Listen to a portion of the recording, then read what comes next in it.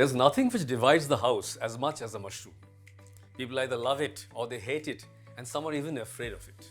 What if we introduce 3 different kinds of mushrooms in just one dish? Are we creating chaos for ourselves? Or are they going to work together beautifully, harmoniously and create a symphony? This is Dr. Joydeep Roy, fresh from a 3.5-decade corporate career, exploring food for the last 1.5 decades with a lot of interest and what you can call as a work-in-progress chef.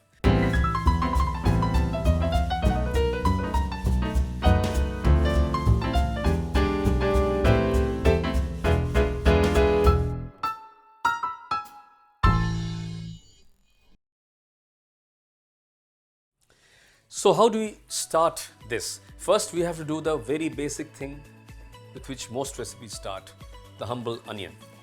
So to cut it up, which we'll do with great elan. However, it's not easy to get the same kind of strips every time, and this is only achieved if you do the cut from yourself towards the edge of the table. So here we are, ready with a bit of onions with which to start. We are going to use these 3 mushrooms in very different ways. So here I have some humble button mushrooms, which all of you know and recognize, well cleaned. And these are the portobello mushrooms. Portobello mushrooms are a variety which has a lot more umami, lot more flavor, can be wild if not cooked properly. And these are enoki mushrooms, great for finishing a dish, as well as for introducing some bite or a fibrous element. We're going to use them together, and as usual, as I said, we have to make sure they're all cut the same size. So we'll start off by frying these onions.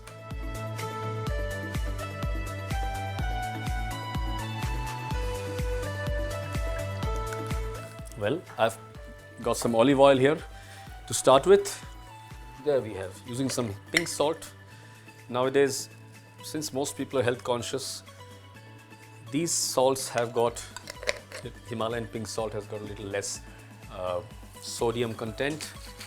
You do need sodium. The electrolyte balances of the body does not mean you need less. You need just the right amount of sodium, magnesium, potassium, and of anything which is salty, and therefore, be it ORS, be it coconut water, be it salt, it all gives you a very healthy dose of sodium if you need it. Here we are.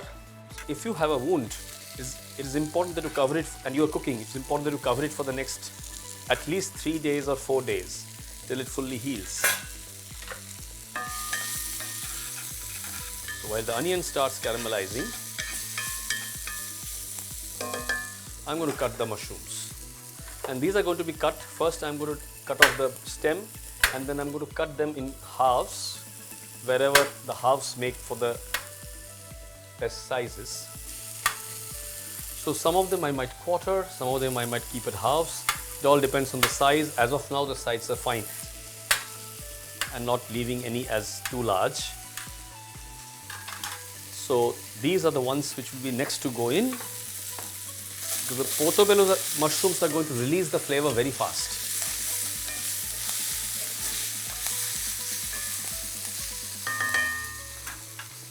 There is a mushroom which is very, very popular, which is used to create desserts.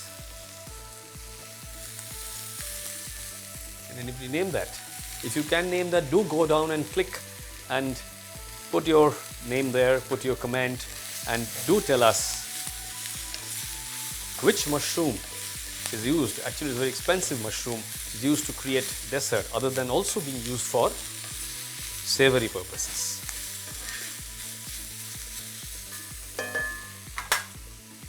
Okay, so now is to use a little bit of alcohol. The alcohol actually fries off, evaporates very fast, but the tanginess and the bit of taste that it provides. So I'm using a little bit of cooking white wine, and this wine I'm going to introduce once there is a bit of caramelization. The onions are just right. They have started becoming caramelized, but not too much. They're not hard yet, and I don't want them to become hard. I want them to disappear. I don't want the onions to remain, only the mushroom should remain at the end. At this point of time, I'm going to introduce garlic. I won't introduce it just like that. Let me roast the garlic.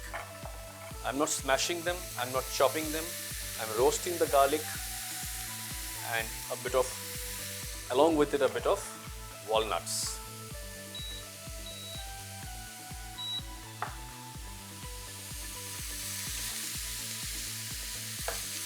Lower the heat to make the onion stay as it is. A lot of smoke.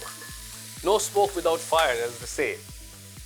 And in this case, not only is there fire and heat, but we are going beyond the fire. We are going to talk of stories, some from the area of cooking, some from outside. And I would strongly encourage you to tell me about stories of food that you have always enjoyed. In goes the wine, lot more smoke, and this is very cinematic.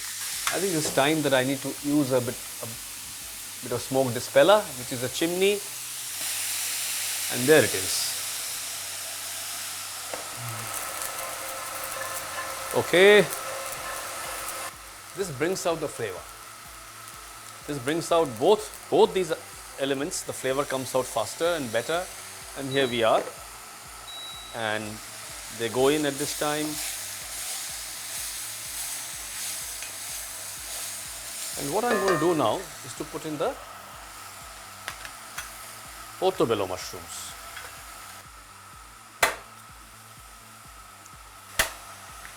The bigger they remain, the better for the cooking, because once I cook it with the rice, all of these are going to go down in size. In they go now. They are ready to go in. Right time for them. Well, at this time I will use some chicken stock. So I'm going to use a cup measure to do this, just so that you know how much I'm using. So this is a 1 cup measure. I'm taking the chicken stock and I'm pouring it in here. I'll be using 2 of these. As you can see, the smoke level increases. After all, we are going beyond the fire. While this is going on, I have some rice soaked in mutton stock. Now let's fry these enoki mushrooms. These mushrooms, as I said, have got a fibrous texture, and what we shall do right now is to fry them to create a topping for the rice. Sesame oil will always give a little bit of a nutty flavor, and you need that because the enoki mushroom doesn't really have a great flavor by itself. It's got texture. So here, while we are adding texture, we are adding a bit of flavor, and this will fry with little ginger.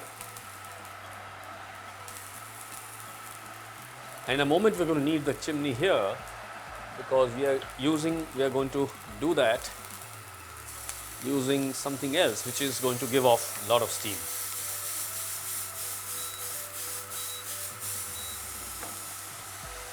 In the meantime, coming up, as you can see, the mushrooms have given off their water. It's a sign that now the rest of it is coming together, and this will need its other ingredients. So I'm going to put a little bit of red chili here, red chili powder,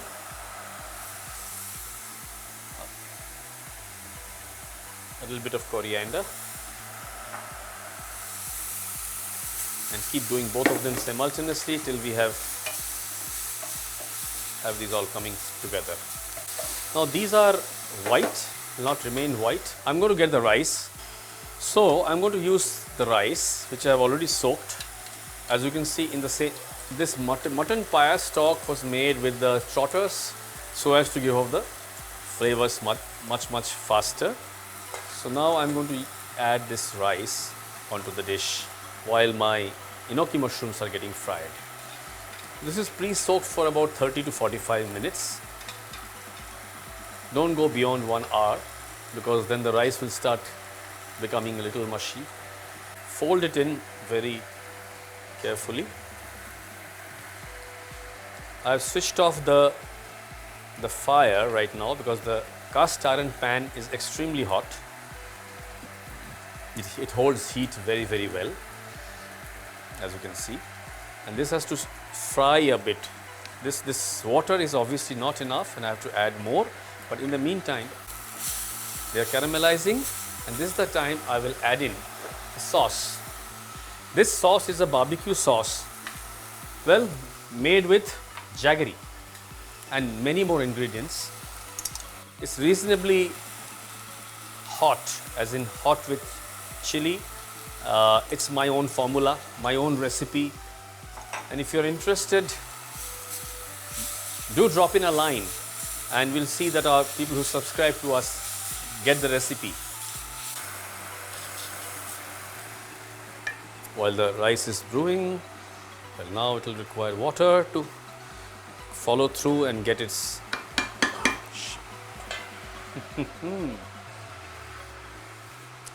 so about a couple of cups of water, enough to submerge the rice. Rice has got fried along with all other ingredients here. So you just leave it be and let it cook. It will do its own thing.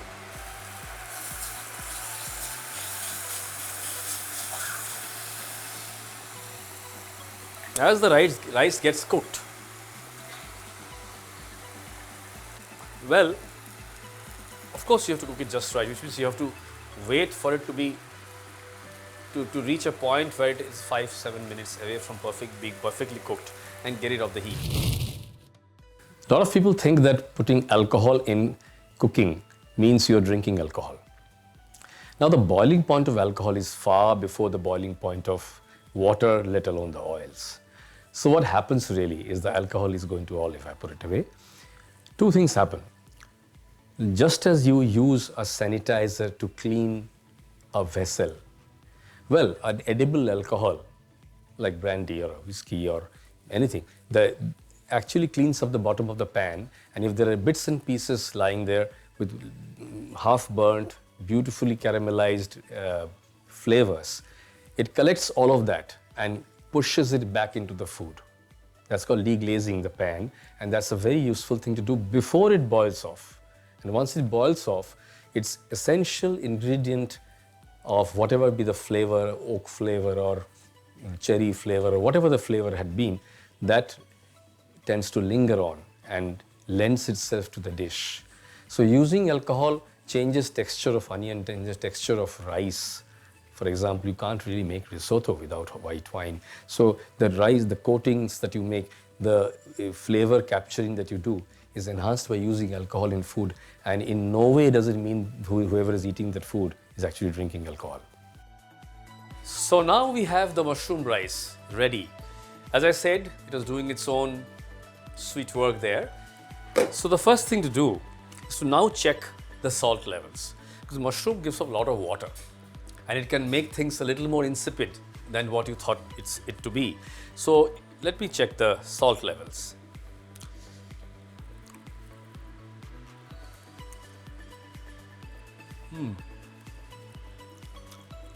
The dry fruits and the garlic have done their job. The flavors are coming off extremely well, but it does need a little bit of salt. Typically, salt needs to be put when there's still water. Now this is all dried up. This is beautifully dried, lovely mushroom rice ready to be served. But I have the big problem now. I have a problem in that the salt and the flavoring, the seasoning levels are not great because of the mushrooms. Well, I have a solution for that. This is gamma irradiated there's salt spray, which is normally used for medical purposes to be used into your throat and nose. And here I go. Well, it's a very thin mist of salt and saline water. I can put this in the fine mist spray and adjust the salt at whatever level I like. Another hack for the kitchen. Now I turn it around, mix it back in, it'll settle down. and that spreads very, very well because of its own misty nature. It will just move around very beautifully. So let me taste it again. Has it done its job? Are the mushrooms singing?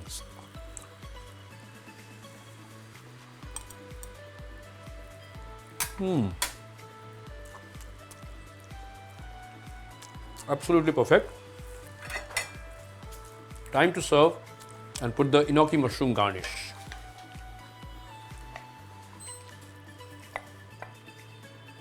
It's ready. All I have to do now is to take this enoki mushroom and use it like birista in a biryani, so that it looks almost like mushroom biryani, but it is not a biryani. It doesn't have any of those flavors. Flavor wise, it will be far, far more Western and benign than a Mughlai dish. Here we are, the dish ready to roll.